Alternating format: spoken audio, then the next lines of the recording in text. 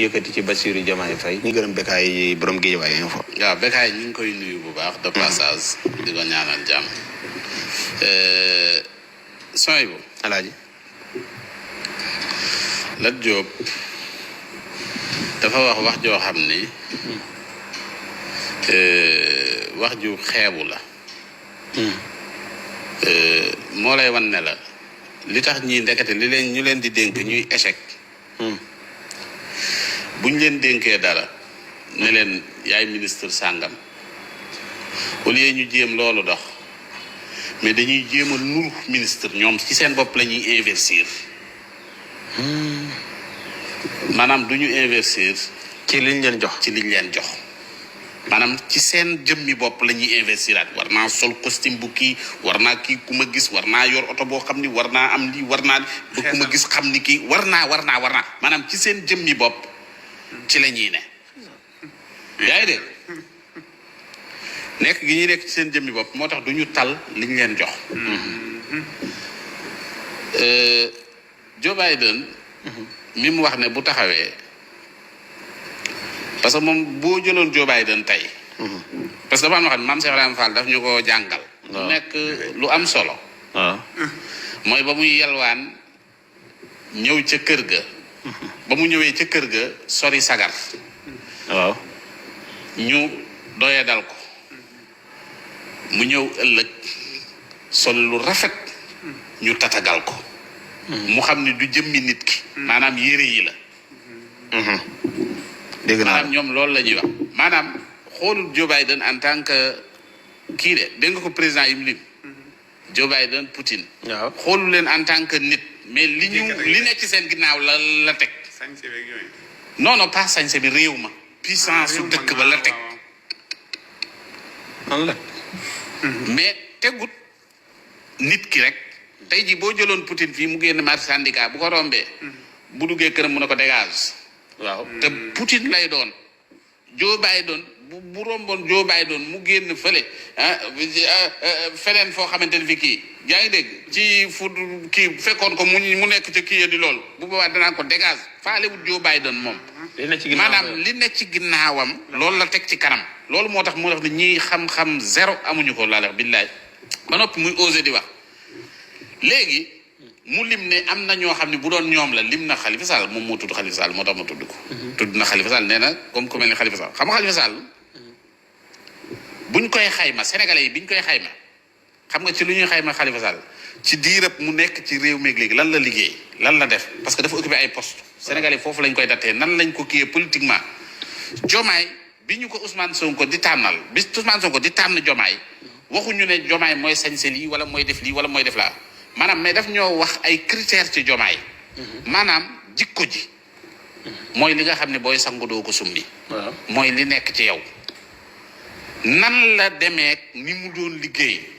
Jomaay nag li mu doon liggéey nan la demee moom mu am lu ñuy wan leneen inspecteur des impôts nga xamante ni bii tey am na ay promotionnaire am yoo xam ne yor nañ àddina ak li ci biir amu ko loolu mooy def mu diis gann ci balance su sénégalais yi. comprendre nga. maanaam moom tey fi muy xoolee ak fi sénégalais yi di xoolee du benn. maanaam man mën naay xool Assane di gis lii ci moom keneen di gis leneen ci Assane. maanaam moom angle bi mu xoolee léegi nag moo tax ñoom ñi ngi ci problème xam nga ban problème lañ ne maanaam xamatuñ sénégalais yi ni ñuy nattee parce que dañu waroon a xam ni sénégalais yi di nattee bu ñu demee ba ñu Assane Mesere meilleur chroniqueur. ñu dem ba ne Cheikh Bara Ndiaye chroniqueur toj na fi. waaw. war nañu xam ni Sénégal gi ñu doon impressionné liñ daan impressionné sénégalais yi jóge nañ foofu. maanaam ñi ils sont en retard maanaam dinañ gën a tardé réew mi rëcc na leen. bu ñu demee ba Sadio toog naan ma ngay analyser. nit ñi accepté ko. c'est que Sadio gu ñëw di analyser c'est pas grave. mën naa ñëw toog di analyser mais. nit ki accepté ma. naan saa lay déglu. di ma déglu di ma bàyyi xel. yaa ngi dégg. loolu réew mi normalul. loolu non kañ. loolu dafa war a xam ni Sénégal am na fu mu jógee. am na feneen fu mu ne.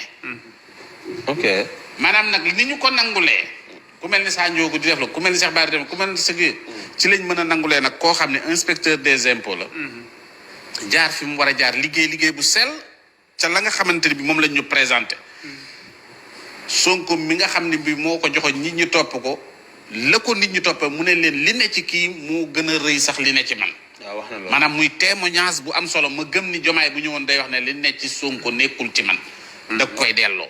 mu wóor ma ne ma ay gor yu séq dara ay gor tamit di miser ci ñoom di def seen alal ju bari ci ñoom gisuñu alal ji yaa ngi dégg loolu mooy nit ñoo xam ne dañu daje ci benn idéal xam nga muy lan muy gor gore yaa ngi dégg loo moomut ba ko fa li la yitteel mooy li nga xam ne mooy sa amam tey ñoŋu réew mi donc mooy yitteel te tamit naa la xamal leen de gis nga ñii fi jaar nii yëpp ci yenn poste yi maanaam ñu naan diw amul expérience xam nga lan la ñuy tuddee expérience ak son bu pour ma leeral la ko expérience bi ñuy wax mooy yow son bu ñëwee kii kenn xamu ko xam mooy lan du yow kenn xam du sénégalais yi xamuñu la de mooy tubaab yi xamuñu la loolu lañ tuddee loolu lañ tuddee ku kenn xamut léegi nag tubaab bi xam na la war a xamee te tubaab bi nag bu la xamee ba nàmpatal la ci boppam ba pare ba nga xamante ne bii léegi ay bëgg-bëggam léegi bu xoolee rek xam nga li tubaab bi bëgg nga ne ca léegi nag bu mbir mi tollee foofu